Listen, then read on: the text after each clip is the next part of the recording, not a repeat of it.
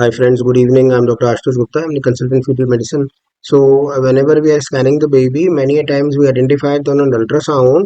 There could be two people or two ultrasonologists commenting upon a single finding might could have a different view about a single finding, right? So they remain to be close differential diagnosis and to ascertain and to reach to a one conclusion that what exactly that we're dealing with becomes slightly tricky, right? So nobody's right, nobody's wrong there.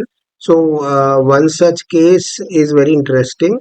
So I am telling you about that particular part, right? So this case was being diagnosed as an omphalocele, and then they were not very keen on continuing with the pregnancy. They had come for a second opinion.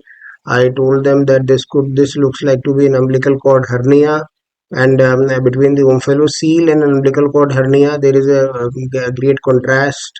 And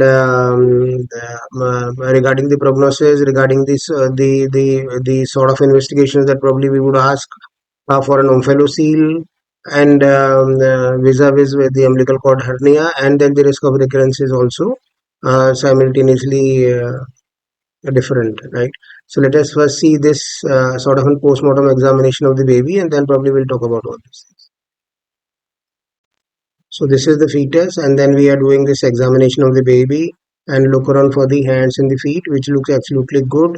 And then we are coming on to the lesion. So what was being adjusted as an sort of an omphalocele can be very well drained out, and we can identify that there is during the process of the expulsion of the baby, we had a rupture at that particular site, and therefore this is an umbilical cord hernia, and we can identify that this was the defect in the umbilical cord at the site of the attachment, right? Okay, so this is an umbilical cord hernia. So this is how it is. So our journey started with an omphalocele, which is an anterior abdominal wall defect with the intra-abdominal contents, whether it could be a gut or a liver, sort of getting out of the abdominal space, and then the umbilical cord inserting into the tomb, into the top of it. Okay, so meaning thereby that it is becoming something like a tomb, and therefore the abdominal with the abdominal wall defect, and then the umbilical cord is inserting into the top of it. Right. First, second, omphalocele could be associated with aneuploidies. Trisomy 18 is the commonest of them, and we can have some microdeletions. And most prominent of them is the Beckwith Wiedemann, right? So, in which we can have some sort of cytomegalomy and all those stuff, neonatal macroglossia, and some predisposition to the tumors and all those stuff, and blah blah blah.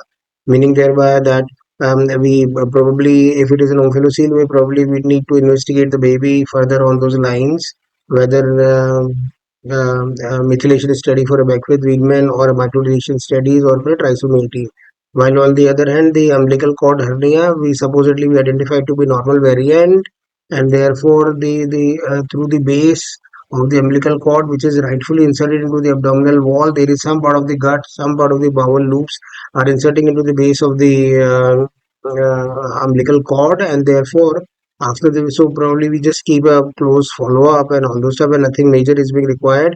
And after the baby is born, what we need to do is this: we need to ensure that we are making a cord tie slightly away into the umbilical cord, so that we don't injure the gut loops which is there into the base of the umbilical cord, right? So that is what it is. So umbilical cord hernia could be adjusted as a normal variant, while on the other hand, the omphalocele would need some further investigations. And similarly, the risk of recurrence would vary accordingly, right? So that is how it is. So examination of the baby so as to ascertain the diagnosis, and to reassure the parents that the baby is absolutely good, was absolutely good, and therefore the risk of recurrence is also negligible, right? Thank you very much for your patience.